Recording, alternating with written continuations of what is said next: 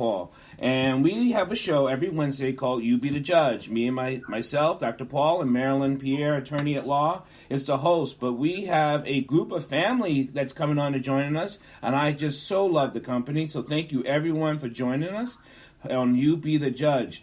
Marylin, kick us off about what we're going to be talking about here, because it is important, because we talked a little bit about it last week, about the judge issue and what's coming up. So please, kick us off.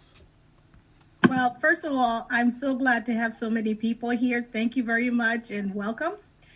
Last week we talked about this bill that is coming up, these bills that are coming up in this year's legislative session in Maryland, and why these bills are important and why it is that we need to pay attention to them and oppose them. I am so happy to have Claudia Barber here because she knows this issue inside and out, and she is going to educate us today. So Claudia, if you could introduce yourself. Oh, but before you start, Claudia, Dr. Dyer, can you mute TPW? Because you're the host, so you could mute someone. I don't think that, okay, good, thank you, because then we don't have the noise that was coming from there. Okay, go ahead. Claudia? Well, I say good evening to everyone, and I'm happy to be a part of your program, Attorney Pierre. I applaud all of your efforts to challenge the system and to pretty much illuminate people's insight into what is all part of the judicial process. My name is Claudia Barber, and I am a 2016 and 2018 judicial candidate for judge on the Circuit Court for Anne Arundel County. And I embarked upon my my efforts to serve on the judiciary on the Circuit Court in January 2016. And I was there, and I welcome Reverend Ricky Nelson Jones. I'm glad you're here too. He was also one of the 2016 judicial candidates. But I filed a certificate of candidacy in January 2016.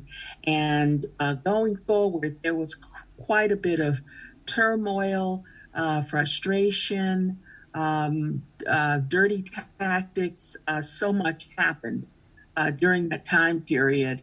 And what I have been keeping my eye on is continuous legislation that has been introduced year after year after year after year to eliminate contested judicial elections. So the scenario in Anne Arundel County has been something that has been similar, but I just wanted to share that piece to start us off. Okay. For those who don't already know, I know we discussed it. I was also a candidate in 2018 and 2020 for Circuit Court Judge in Montgomery County, so a different county. And I see that Reverend Jones has joined us, and you could talk about your candidacy as well. But I just want to make sure that we who don't know, those who don't know the issue as well, know that we have a constitutional right to run in a contested race for the Circuit Court in the state of Maryland. That's what it says in the Constitution now, right? Correct. Okay. It's an open process. It's an open process. Exactly. So the bills that are being introduced to change to amend the Constitution, so that way challengers can no longer challenge the appointed judges. Okay. So, exactly. Reverend Jones, do you want to introduce yourself and say a little bit about what we're discussing tonight? Before Reverend Jones, thank you for. But those of you who are not talking, please mute your mic, except for Marylin, please. And but everyone, please mute your mic. And then before you talk, just unmute your mic, because I'm getting some background noises for a lot of feedback here in the studio. So just mute your mic. Thank you. Go ahead, Mr. Reverend Jones. Yes. Good evening. Thank you for giving me this opportunity to share. Reverend Ricky Nelson Jones, I'm a civil rights attorney in Baltimore City, second vice president of the NAACP Anne Arundel County, and I'm a pastor of a church, a Baptist church in Columbia, Maryland. I ran for 3 consecutive years, 15, 16, 17, and I believe 18. Within those 4 years, I ran 4 times. One of the things that I believe is important to understand is that of the people who did run that I knew, all of these people were eminently qualified, especially African Americans that I knew. And objectively speaking, in terms of qualifications, the Caucasians who were recommended to the governor and put on the bench were very limited in terms of legal knowledge, experience, and scholarship in comparison to the African Americans like myself, Judge Barber. When you're practicing in 15 different areas for 30 years, you can't put a Caucasian on a bench who's been in practice for 10 or 15 years in 2 areas and say that they're more qualified. That's preposterous. So we're not talking here about merit. We're talking here about systemic racism. And it's important to understand that, because I challenged this all the way to the United States Supreme Court, and they would not grant my writ. That means the judiciary has no stomach to make the system more equitable and just. Therefore, we have to go the route of the law. Legislatively, we must try and change this. I'm from the state of Louisiana, and down there they were doing the same thing to a bunch of African-American judges that I knew. And what they actually ended up doing, because they could not get the judiciary to be more equitable, they have no stomach for, because they're the beneficiaries of this system. So they actually had to, so to speak, go to the legislature and carve out a section whereby the majority of the people there would elect their judges. So they carved out a section of predominantly African Americans, and that's how they got on the bench. So at this point here, we're talking legislative change. I've been communicating with senators and House of Delegate members about proposing a bill, and I will give them the content of the bill. They could do the format, but a bill requiring the Judicial Nominating Commission to recommend at least non-Caucasians commensurate with their population in that particular county. For example, in Anne Arundel County, where I live, almost a third of the county is non-Caucasian. So there's no way in the world they should be recommending all Caucasians to the governor. And so these are the type of things we have to really seriously consider now. We are dealing with systemic racism. This is it by definition, and that's what's before us. So let me ask you this, Ricky, and this is a quick question, and I think people have the same question off and on when they're not paying attention. And this is the key thing. When people are not paying attention, they have the same question. So what? Let me tell you the reason why. Let me tell you the reason. Don't you get that question sometimes? I mean, don't you feel like that's what's not being answered by the people who are not watching? And they say, well, so what? Right. Well, all you got to do is look at the imbalance in sentencing. Look at the police officers who have gotten out for outrageously criminal behavior. To a large extent, we don't seem to commit the connection between who the judge is and what's going on in society. Most of the ills that we're dealing with, these decisions coming from the courts, this is because these are folk who are just disconnected from normal everyday people and what we all know is fundamental fairness and justice. So who's on the bench, to a large extent, will determine a lot of what's going on in society. And so that's the reason why you don't respond. So what? It could be your son. It could be your daughter. But the issue is, the issue is that the majority of people that are getting arrested or going to jail are black. Right. Okay. But hi, this is TPW. If I could just weigh in and add on with Pastor Ricky Nelson Jonas saying, here in Anne Arundel County, unfortunately, we've had even teenagers and things going on in the school system, and children being victims of racism. And when these things get to the courts and they're heard by an all-white judiciary, it certainly has an effect on what happens, whether or not the person's found guilty or not guilty, and even in sentencing. So it goes beyond, sort of what you're saying. It really does affect all of us, whether you're being pulled over and you're going to court on a traffic ticket, whether your child has been the victim of a noosing or a threat. It's all relevant. Thank you, and I agree with what you're saying, but I think sometimes we got to talk to the people that are very thick into understanding, and it is not often that simple for them to understand if it doesn't affect them, or it rarely affects anyone they ever know. and those are the people who are voting more often than not. Am I right? Well, that's true. And one of the things that I want to make sure that we discuss right off is that the statistics and the research that we know of says that Black people are not more likely to commit crimes than white people. Right. I mean, we've had, Michelle Alexander with the new Jim Crow, mass incarceration, and the new age of colorblindness. We have loads and loads of research that says that.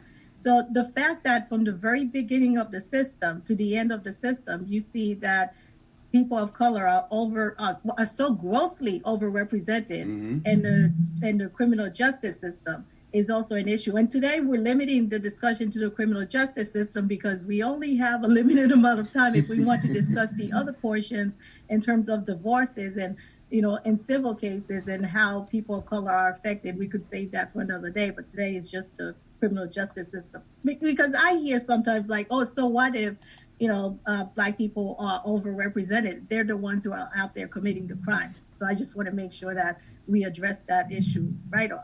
And I completely agree with you. I remember when I was younger, there was that study done about drug dealing going up and down 95 from Maryland to New York. And it found that it wasn't that young Black men were doing most of the drug dealing and sending the drugs up and down 95. It's just that they were the ones that were being pulled over. So thank you for that. Claudia. I'd like to Claudia, you add something real quick, but I'm going to put this in your bonnet. Do you think there's literally corruption in the judicial system? But go ahead. Well, I can't speak statistically to corruption, but what I can speak to is things that happen in the judiciary that are not good. For example, just as you may have seen, many of you have seen, I hope all of you have seen the movie Just Mercy, yes, which is based on the book written by Brian Stevenson, yes, which I'm a strong advocate. I think he should be on the United States Supreme Court, by the way. But to get back to that point, there were episodes in that book where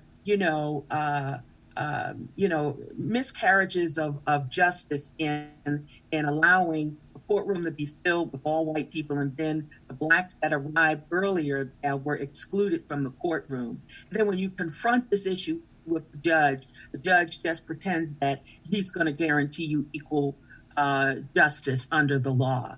And to me, that was a sad scenario, but I have experienced a similar scenario in the court system where my clients were behind the scenes given a short end of the stick in an ex parte conversation that started before I got on the line. And so things like that happen, but they are sad and they're unfortunate, and they do relate to a fair administration of justice.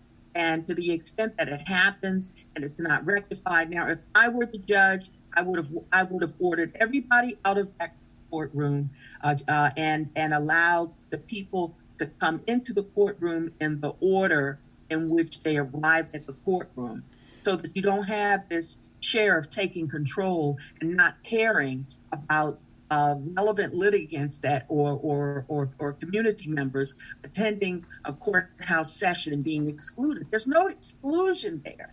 And to the extent that you have, yes, judges on the system that will tolerate something like that is in my opinion, is just really abominable. So, some of you are ran for office, and I know my little sister here, Marylin, also ran to be a judge.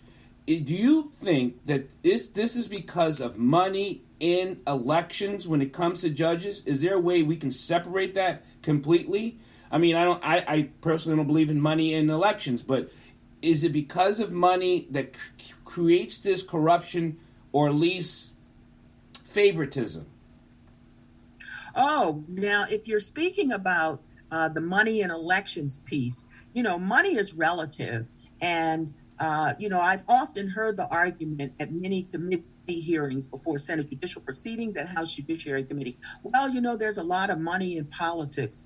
And I will say, though, that when I won the Democratic the primary election in 2016, I did not spend more than $2,000 in my campaign.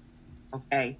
And, my opponent's 4 sitting judges outspent me like 8-1, 10-1. And then as he advanced more into the general election, I mean, they were going for it, and to the extent that you need all that money to run a successful campaign, not always the case. No. People that are underfunded sometimes win elections. And so that's kind of a red herring type of approach to or explanation or argument as a distraction, but it's not really a credible argument when it comes to why you should eliminate contested judicial elections. Please, Ricky, you have your hand up. Yes. I personally spent almost $20,000 of my own money when I ran the 3 times that I ran. And what I want to emphasize is that sometimes we forget that when you start talking about corruption, you start talking about ethics, and you start talking about morals, that is an individual thing. For example, you could put Reverend Jones in any environment and I would never be unethical. So a lot of times they're trying to use things that really are not applicable here. It's about the way you carry yourself and the type of person you are, not the environment that you're in. So I've heard that argument as well, and it is completely without merit. Well, the reason why I ask is because we hope that when people run for an office, specifically when it comes to the law, that they would mostly act on an ethical response. And that is not always the case. So what causes someone to move away from that responsibility or that oath? Can I ask, and that's a very good question, Dr. Dyer, but I think we're veering away from what we wanted to talk about tonight. Go ahead. Yeah. Because one of the things that we wanted to talk about was to distinguish between what is the law now and what is the proposed law. So, for instance, I want to talk about the commission. Yes. And how these judges get appointed. Because when somebody challenges them, they say, well, all this challenger did was pay $50 and they're on the ballot. And here I am. I went through this long, arduous process and I was found to be super duper qualified. And this challenger is just a sore loser. So can we talk about that and why it is not a good idea to continue that process where there would only be that system of appointment and not contested elections after the appointment? Yeah, break down that process for us. Well, I just like to add to that it is an open process, meaning that the Constitution defines the qualifications for a judge, not a judicial nominating commission, but a Constitution. The Maryland Constitution defines the qualifications, and it also defines your eligibility to get on the ballot. So it's not just an automatic put on Mickey Mouse on the ballot and there they are. You have to, number one, you have to have practiced law for a number of years, and you have to be at a specific age. You have to have passed the Maryland bar and be in good standing. Mm-hmm. And you have to also be an individual. The Constitution also speaks of an individual of integrity. Now, where I disagree strongly with the judicial nominating commissions is that there is, just because somebody provides you with a 20-page application doesn't mean that their process is great, because that's just numbering pages of an application. The question is, what are you doing to conduct a fair, objective analysis of each applicant? Just because you appear before 20 bar associations and you have no idea what top questions they're going to ask you. The question is this a fair, objective analysis of each applicant? Are, you asking people, vetting these people for their beliefs? I mean, for all you know, you could have oath keepers and Proud Boys on your bench. Right. You could have people that are members of the Klan on your bench. And so there is no executive order that requires you to ask specific questions of the candidates. It is a very loose process. And to the extent that you don't have a vetting process to weed out bad apples to that degree, the process is flawed. And if your process is such that you are practicing exclusion statistically, then you have an imperfect process, which is why it should remain open. Now, the other thing, I don't want to take up all the talking time, but the other important thing is that these pieces of legislation that have been presented by Senator Kramer, Delegate Dumas, and Delegate Cardin in the House, they are designed as a voter suppression tactic. You have to see it and call it for what it is. That's all it is. Call it out, because you are no longer keeping the process an open process. You're closing it. Every voter should know that. You're closing it. You no longer have the liberty to choose your own judges you want.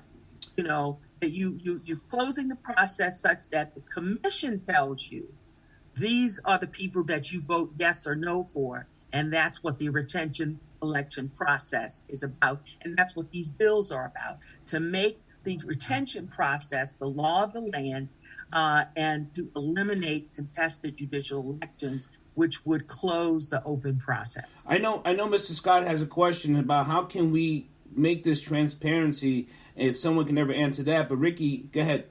Well, can I piggyback on Scott's question? Because I was going to say that the commission that I went in front of had commission members who had relations with certain candidates. And so, those candidates, their names went forward. The people that they quote, they did not know, because of course, there's some people that, there's some circles that they choose to be in, but the people that they claimed that they did not know, they did not recommend. And so to go with Scott's question about how do we add transparency to that? Because people are believing that, the commission is recommending the best candidate, so therefore we should vote for whoever the commission recommended. But that's what the paper says. Executive order suggests that the people, that's how you get to the best qualified. But these people that I've seen shortlisted are not the best qualified. They're just not. It's a popularity contest. That's really what it boils down to. I like you, and you've had this connection with the Bar Association or with this person on the Judicial Nominating Commission, and you have enough votes to carry the day. I mean, they make up their minds before you even are interviewed by the Judicial Nominating Commissions, and it's not a fair process. It's not an objective process. They're not using a grading rubric. They're not, objectively asking each applicant the same questions. There's a lot of inconsistencies in that nomination commission process. Ricky? Yes, let me just kind of address directly what the problem is with changing this from an electoral process to an appointment process. Okay. The main problem is that, number one, it's going to be anti-democratic. As soon as you take the people out of the process, then it's kind of unfair, because the circuit court has a significant and major hand in the lives of people. The circuit court deals with major civil and criminal matters, family law, juvenile. It handles appeals from the district court, the orphans court, the administrative agencies, just about everything you can imagine, divorce, child custody, child support, just about everything you could think of. The circuit court has its hand in people's lives. Yeah. So when you're talking about putting a judge on that type of bench, how are you going to even reasonably consider removing the citizenry from having a say-so in that? So it's terribly anti-democratic. Number two, it is also not a meritorious process. I can tell you, I've been before the nominating commission probably about 5 or 6 times, and let me tell you the questions I was being asked. Would you rather be a pastor or a judge? What in the world does it have to do? What does it have to do with anything? Law right. For 30 years in 15 different areas, writing articles, legal articles that have been published nationwide at least 7 times, and also serving as a CLE panelist, a continuing legal education panelist, at least 8 times. What does that have to do with my legal knowledge, experience, and scholarship? It is not a meritorious process, because they're trying to justify these poorly qualified Caucasians and put them on the bench. If they ever look at merit, none of them could be in the same room with Reverend Jones in terms of objective knowledge, legal knowledge, experience, and scholarship. So it's not meritorious. And there's something else. When you remove it from being an electoral process and make an appointment, you are basically codifying the racial exclusion that is presently on the bench. Correct. In Anne Arundel County, for almost 400 years, they've excluded non-Caucasians at 99.97%. That is absolutely preposterous. And nobody can excuse that. Nobody can argue in favor of that. And I'll debate anybody today who think they can defend this. So those are the three major reasons, sir. I know we have another raised hand. And Mitchum, go ahead. You have a question for the panel. I hope I pronounced it right. Mitchum? You have raised your hand, sir? All right. Yeah, can you go ahead. Can you hear me? We can hear you. I'm sorry. Go ahead. I was putting on a mute. Thank you very much for allowing me to speak. First of all, thank you for having this for the people of state of Maryland, and especially in Montgomery County. This is very important, that where people of color and should have a voice, where their judges get elected in any kind of election. My personal experience, I'm not an attorney, but I have seen, I filed a lawsuit against 3 judges, and the judges in the federal court, where I seen possible corruption in circuit court judges, where there had been monetary transactions between the defense attorney and the judge, 2 judges, and also the expert communication happened. But unfortunately, the judicial immunity came into place, and the cases were dismissed. Even I didn't get even a trial, which is very unfortunate. Marylin, thank you, Mitchell, for your question, and someone will get to answer that. Marylin, I'm asking this question as a laborer person. What can we do as people, if not just to be aware who and what do we need to do? I mean, that's really, what do we need to do? Not what should be done, what could be done. We need to do something, and that's the call to action. Well, first of all, we need to arm ourselves with information, because that's why we're here. Yeah, there's so much information out there that is just not true. For instance, they talk about how, the people who are applying to run as challengers are not qualified, and that they only pay $50. That is not true. Like Judge Barber said, the people who are running as challengers have to meet the same qualifications to be on the bench as the people who are already appointed.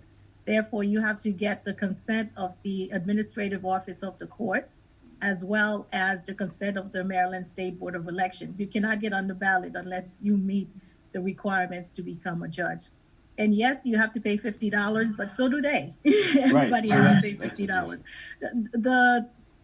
What is important to note is that there are no rules or regulations as to who gets to be on the commission and who recommends people on the commission. One of the people that I ran against, his law partner was on the governor's commission when he went before the governor's commission. And we could go into details as to how these people are connected and why it is that they're pushing the people that they know and the people that are connected to them. And we can go, that's how completely wrong can that possibly be when you have, it's your law firm's partner. I mean. Yeah. And we there's have no oversight. Molly, I saw Molly's hand first, sorry. Yeah, and then after that, I saw Molly's hand, sorry. Oh, and then I saw Arlene's hand. Sorry, go ahead, Molly, you unmute. What I wanted to say is, how about doing a study of how many non-white candidates have been nominated in the state of Maryland, do it by county, and what proportion of the state is non-white. And there's a new law in Montgomery County that I don't think has taken effect yet, but everything has to be equitable, racially and ethnically. And I think it takes effect later this year. It was started by Nancy Navarro, who is my county council rep. And it's passed. It just hasn't, I don't think it's taken effect. But just presenting the evidence should be enough to show that it's racist. Well, you raise an excellent point, and believe it or not, I have gone to my delegate that's in my district and asked to establish a task force and allow them to do exactly what you said, and that is, have them evaluate these counties and how they are practicing exclusion and looking at the racial content of the courts versus the racial content of the area, so that they can present these results to the legislature and they can see. So there are ways we should be asking our legislature. One of the call to action should be to go to your legislature and demand that a task force. First of all, we should be demanding oversight on those judicial nominating commissions because there's very little, if any. And two, we should also be requiring them to present a task force to study this whole racial makeup of the courts and determine whether it is really, exactly as you said, racially equitable. Arlene, go ahead. You raise your hand, please. You're on mute, Arlene. She's still on mute. Arlene, you're muted. Muted. Press on the space bar. Got it. Okay, I'm sorry. I'm very new to this. Well, at least it's not a cat. At least your face is not a kitten. I have 5 dogs. If you want to see them, I could bring one of them. But I'm very new to this process. I've just, frankly, I got annoyed in the last couple of years, so I've started looking and I've joined the Up-County Advisory Board.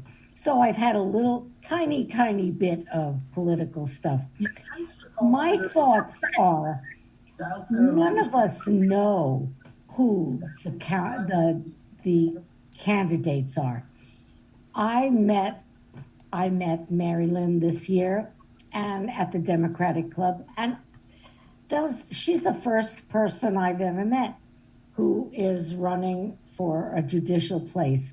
And I brought her to a group that I belong to, and everyone told me they were so impressed and they voted for her. They have never even voted for any judicial nominee.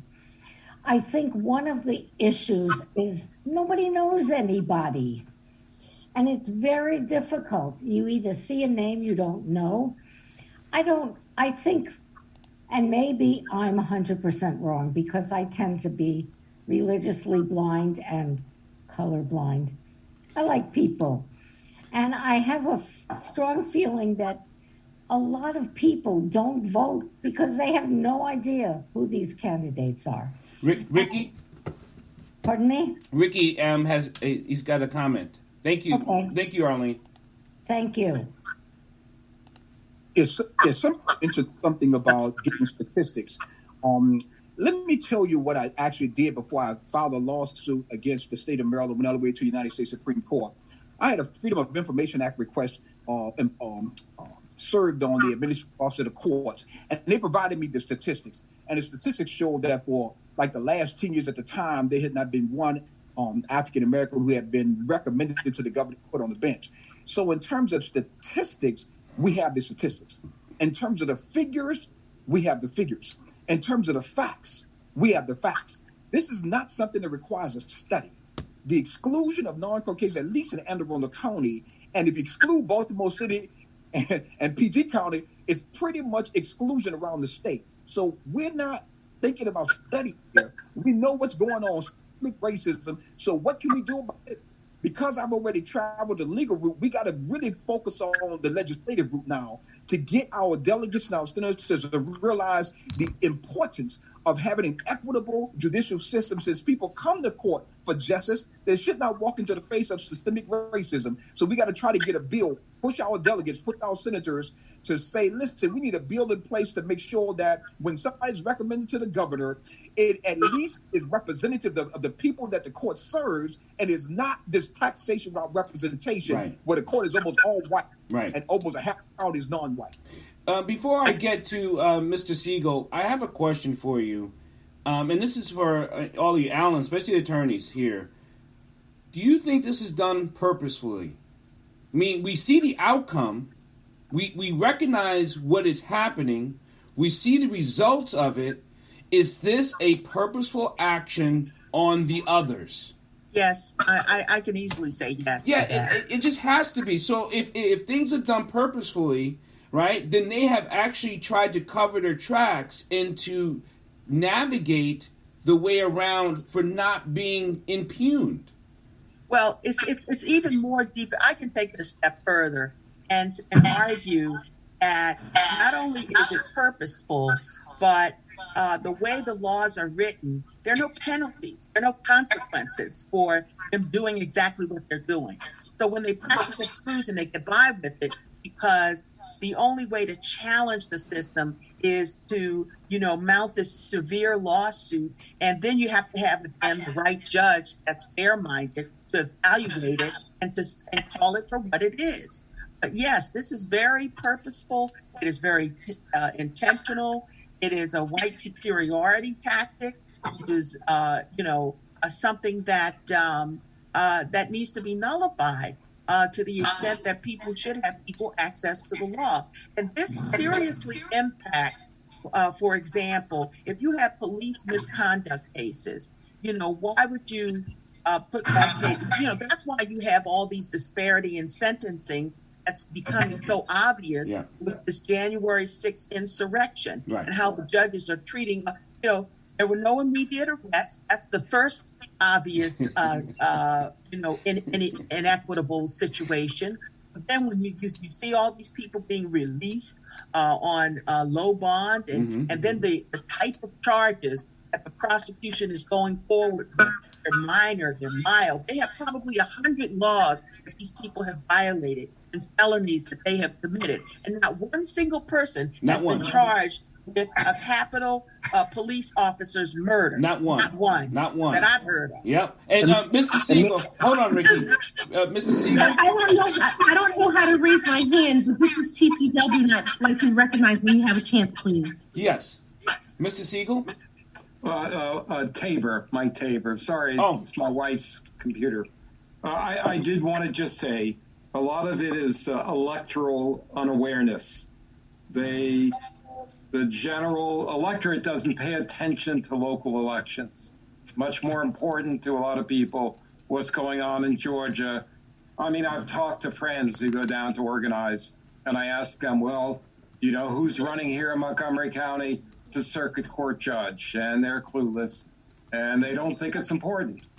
Ironically enough, Scott's still on there, our group formed when Jamie Raskin first started to run and had no support, not support from the Democratic Party or any support, and ran against a very popular candidate, and it was a grassroots effort that got him elected, and you could see what he's doing right now. We're all very proud of him. But, I mean, the other, you more or less said it, I mean, this is a racist state with a long history of racism. And, those of you who are people of color, my heart goes out. I want to be supportive. I'm a strong supporter of Marylin, but a lot of it is, a lot of us are privileged. And, you have to admit to that. And the question is, how do you increase voter awareness? Marylin's done that. She's consistently ran, and I assume, Claudia, you were doing something similar. Is that consistency? But the racism is unavoidable, especially in Maryland. And I go back to Congress of Racial Equality in the 60s and going out and demonstrating wherever I could as a student. But this is a racist state, and there's no denying it. It's an uphill struggle, and you just have to be consistent, and you have to have backing, and you've got to struggle not only against the Republican Party, but sometimes the Democratic Party. I know a lot of people have questions, and we'll get to them, but go ahead, Mr. Ricky. You're going to say something. Yes, what I was going to say is, even more significant than being intentional, this is historical and arguably flank. These bills that are being pushed presently to eliminate contested elections That is a planned thing because if they are aware, they know the racial exclusion that presently exists. So if you eliminate contested elections, you so to speak codify that. So it's more than just intentional; it's historical and arguably planned. Thank you. And Marylin, I know you want to say something. What was that, Marylin?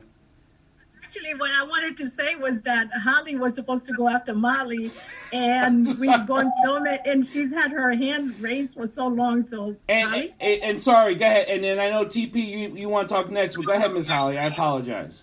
Okay, I just think you have to be careful, and I'm going to bring what Marylin said in another, and it was Thomas Johnson on another call, that it's very tough because if you say there's racism, I mean, in this slate that Marylin ran against, I mean, it should have been an embarrassment. It was 3 old white men.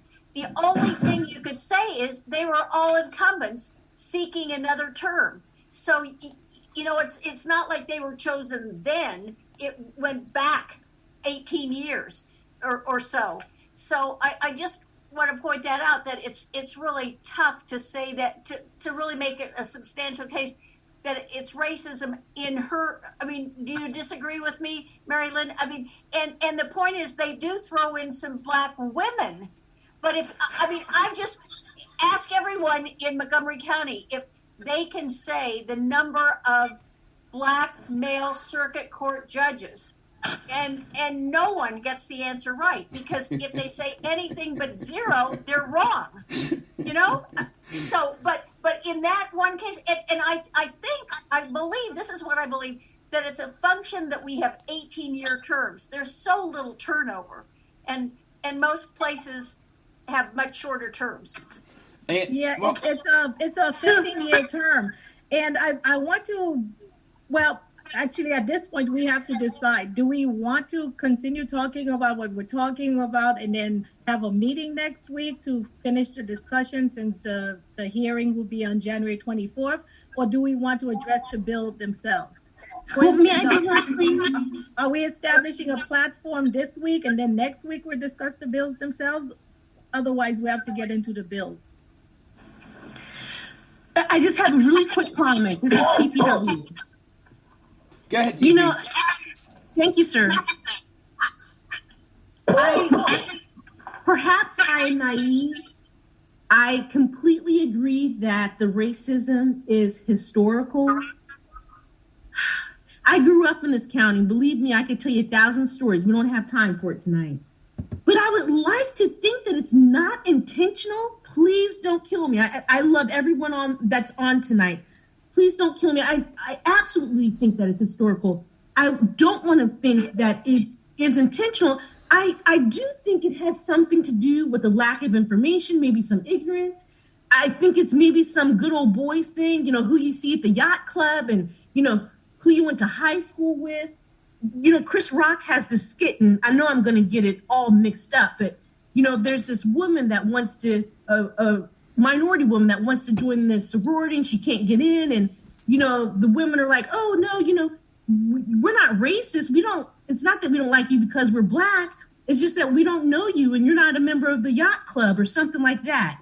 So. Well, you know, TP, I can hear your heart crying, and that's okay. But what you're missing is that it is intentional. And even in the reference you use, it's not because you're something, it's because you don't belong. Even no matter what the intention is or why it's used, it's still intentional. It may not be because you're black. Well, use your analogy, because you don't belong to the yacht club. It's still intentional. So wherever reason someone or whomever can use to exclude you purposefully, that's intentional. I hear you. I heard also comments made by other folks saying that, oh, it's because we don't know you. And I presume, because I've also applied and been rejected, and I presume it's we don't know you because you're not a member of this club or that club, or we don't come to your house to play pool, or, you know, we don't meet at the marina. Miss Molly, go ahead. I'd like to be really practical. I'd like to have a meeting next week, and in between now and then, try to get the information we already have about the number of Black candidates who have applied in the state of Maryland and the number who have actually been nominated, and what proportion of that is, how does that compare with the proportion of the population? I think 20% of Maryland is Black. And we don't have any Black male judges nominated to begin with, as Thomas Johnson has told us. They haven't been nominated since Hogan got in. So start with facts. And secondly, start thinking about what we're going to say when we testify for these bills, because we don't have much time. We should get talking points together so we say the right things. Yeah, I don't think anybody actually knows what those numbers are, because it's such a closed process that for us to go and look at all 25 different jurisdictions, I don't know. Well, Reverend Jones, do you think that there's a way to get that information? Yeah, it's going to have to be a Freedom of Information Act request. But we won't get that by next week.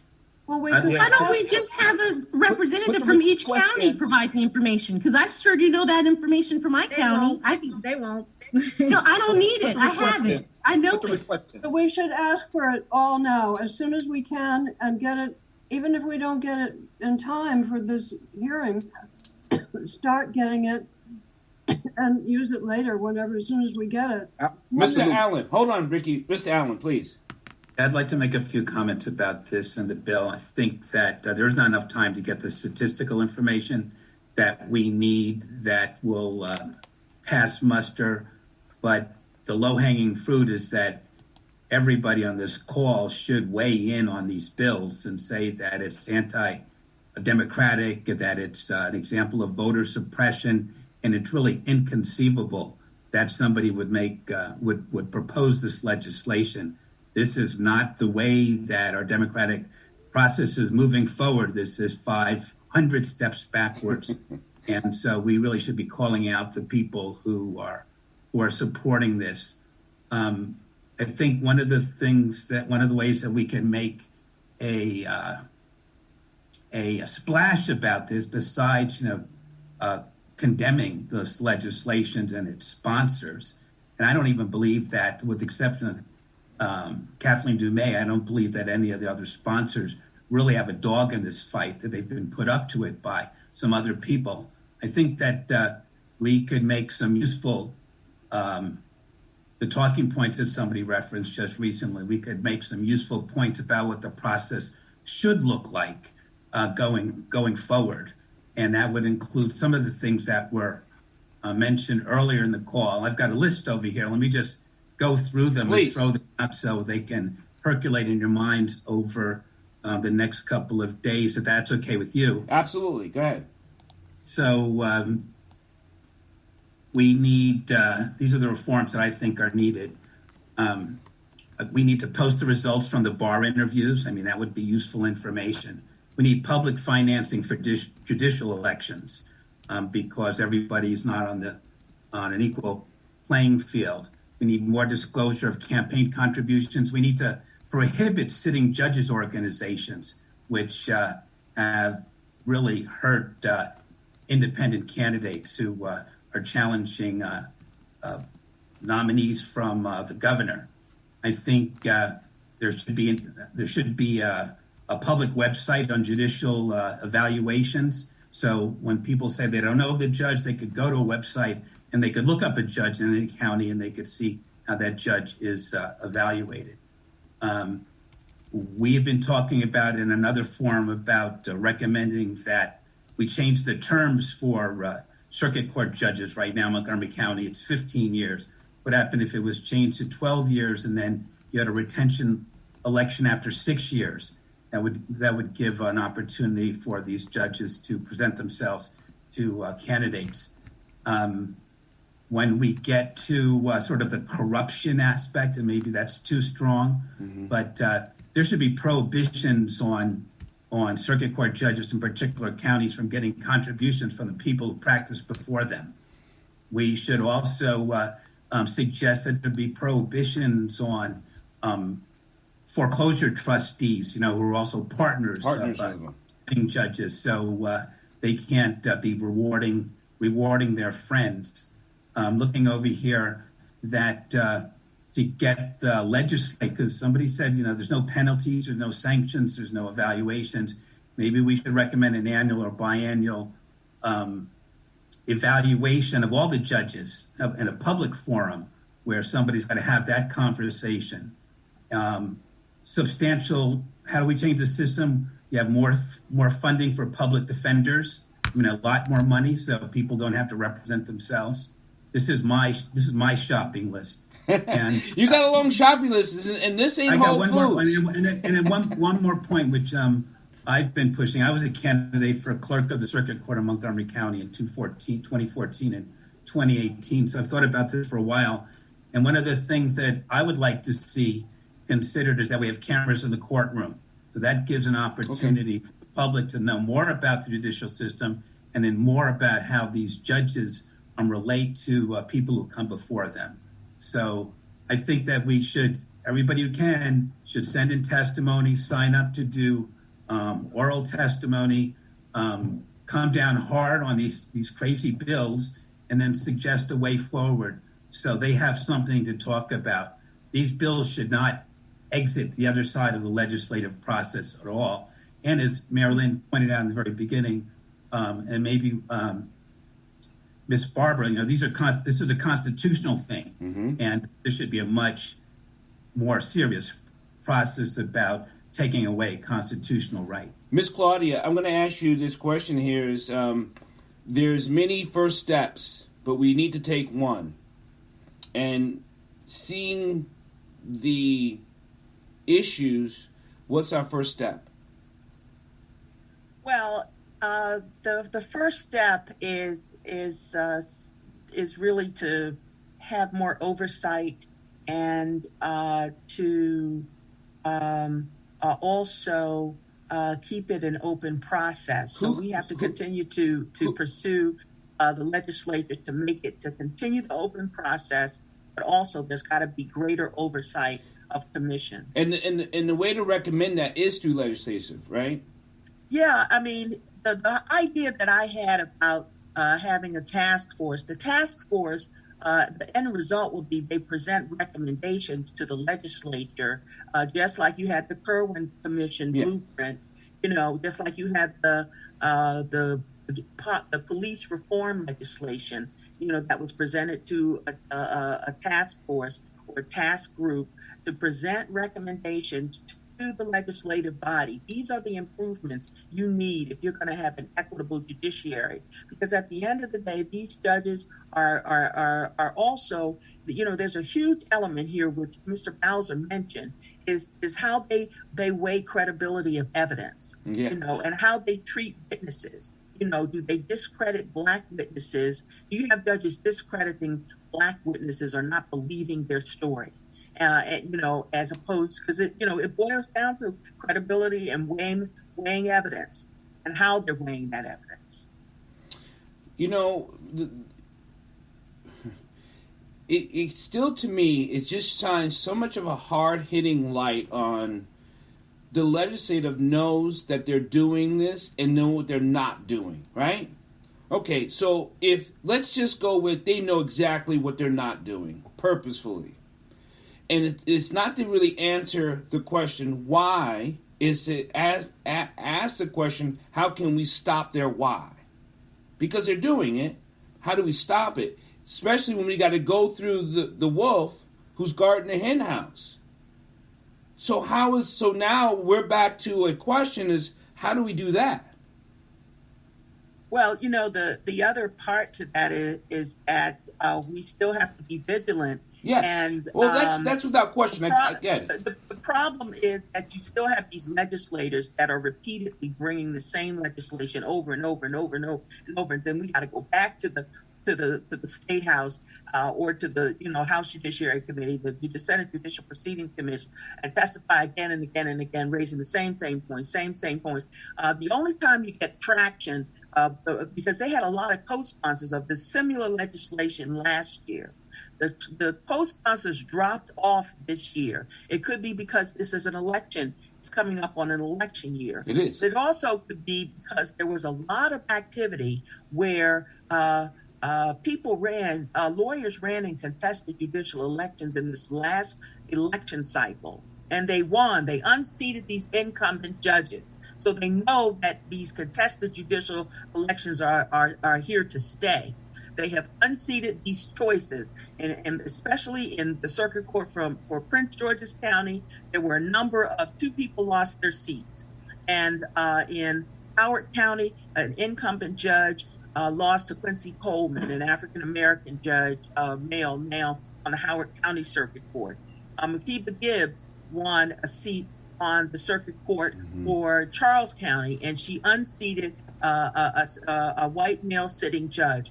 So you have these inroads that are being made, and for that reason, a lot of the legislators were not co-sponsoring the same legislation. They're soloing it out, but they're still doing it, and they're still trying to make a strong lobbying effort to get other legislators to say yes at the committee level so this can pass to the floor. So, and I found myself by myself testifying against Senate Bill 295 all by myself. Well, don't do that no more. You won't do that no more, I'll tell you that. Before we take off, Mr. Ricky, please. Yes, you asked what must be done. Of course, we have to defeat these bills. But the second thing is we've got to influence our legislators to support a bill to make the Judicial Nominating Commission not recommend anybody to the governor, and the governor not to put anybody on the bench unless it is representative of the population that the court serves. We have very little time left. We'll have this show next week, and those of you who have my email in the chat box. For those of you who also know what You Be the Judge, you know how to reach out to us. You can inbox me at drpaulwdyer@gmail.com, or you can inbox on all the social medias you can. And so you have a comment, and so we can talk about this next week. Marylin, before we take off, please, what do you think? Well, I think we should get some of our community leaders involved as well. I see that Carl Snowden is in here. He is very instrumental in Anne Arundel County being so well represented on this issue. I don't know, Carl, if you're listening, if you could say a few words. And then we also have Darius Stanton here, who is the executive director of the Legislative Black Caucus Foundation. And I don't know if Darius wants to say something as well. So I think we need to have the community leaders involved in this issue as well. It is a very, very heavy lift.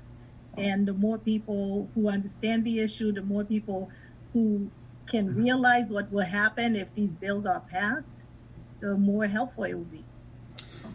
Well, thank you, everyone, for joining You Be the Judge. Marylin and I so immensely joined everyone for coming on because this is an important issue. I think all issues are important, but this is like a little bit of a peak here, and because things fall underneath it a lot. So we'll be here next week. We're going to lay down some of these bills next week. We're going to talk about more of this next week. If you want to join us, please email me so you can get the link, or Marylin. And we would love to have you on. And those leaders that Miss Marylin talked about, please, we would like for you to open your mouth and say something. And if you're doing more work, just email us so we know what you're doing. Because it is important that we all know, because that's the transparency we're looking for. Yes, Ricky, anyone had a quick question before we take off? I just have 2 sentences, if I can. Yes, please. Sentence. Thank you. So I think what you guys are doing, all of you, it's very, very commendable. Thank you very much. Sir, if possible, if we have all the information like Ms. Marylin has, with the possible corruptions, things like that, if you can go on the social media or news and focus them so that people are aware what's happening, because a lot of people doesn't know that there are so much of biased against people of color in the judge's mind that a lot of people doesn't know. If we can able to do that as a campaign, as a base of campaign, and we can let people know aware of this, so that this kind of bill, people will think twice or 10 times to bring it forward. Thank you, sir. Thank you. Yes. Yes, Dr. Dyer, if you want to reach me about men, in our case, what success we've had in talking with each other, Marylin knows how to reach me. She can give you my telephone number. Okay, thank you.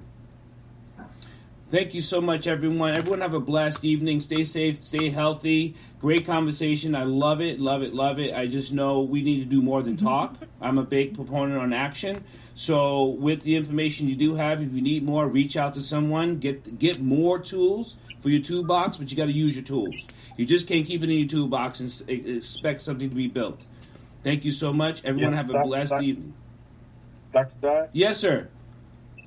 Yeah, good evening. This is Darius A. Stanton. Peace and love. Hey, Darius. Did Marylin call you out? She very much did. I want to just only get on to say that I'm not in charge of the foundation. I'm only a member. I'm vice president, but not the president of the foundation. That is Jules Dunn of Howe. But no, I just wanted to say, first and foremost, this is a critically important issue. I am very grateful that you all have raised this to a platform. We are not only in a position where our communities have been continuously placed into the prison pipeline, but people don't understand the trauma that impacts our families when folks are incarcerated, mistreated in this particular venue, and how it impacts our families for generations, the economical impact, the health impact, the spiritual impact. And so what we're doing is very important work. And those people who are on the bench, as well as those who are brave enough to even run, that are African American, are under continuous attack unless they fall in line with this system. I watched what Judge Barber went through in her race, as well as the brother that ran with him.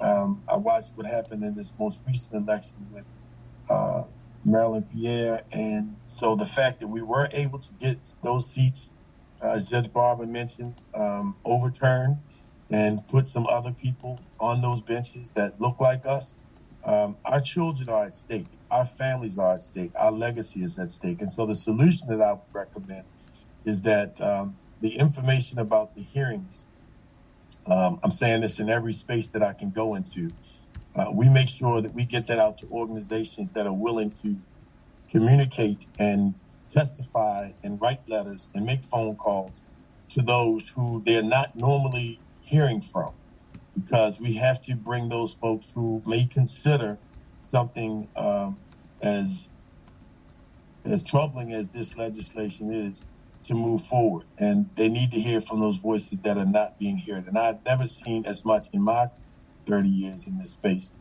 as much energy from the grassroots community that would not normally be involved in the legislative process, that are looking for ways to be involved. So my recommendation is to make sure that we get that information to everyone here on the call about the hearings, who to write, who to test, who to really put the pressure on to make sure that this does not go from the Judiciary Committee. Well, you have my email, you have Marylin's email, and the more we could talk about on our show, because we're here every Wednesday, You Be the Judge, at 6 p.m., so we're here to keep our voice out there and let people know what's going on in the legal system. This is why we started the show, is to give information, give understanding of what the information is. This way you can actually take the action. Thank you, everyone. Miss Claudia, we're going to have you on again. It was a blessing. And Mr. Ricky Jones, all you guys, Mr. Alan Bowser, all of you guys, we definitely want to have you on so we could talk legal minds about legal issues, because this is important. I love the conversation, but to get into the weeds of things, to pull it apart, we need your legal mind. So thank you so very much. Have a good day. Have a good day. Thank you, everyone. See you next week. God bless. God bless you, too.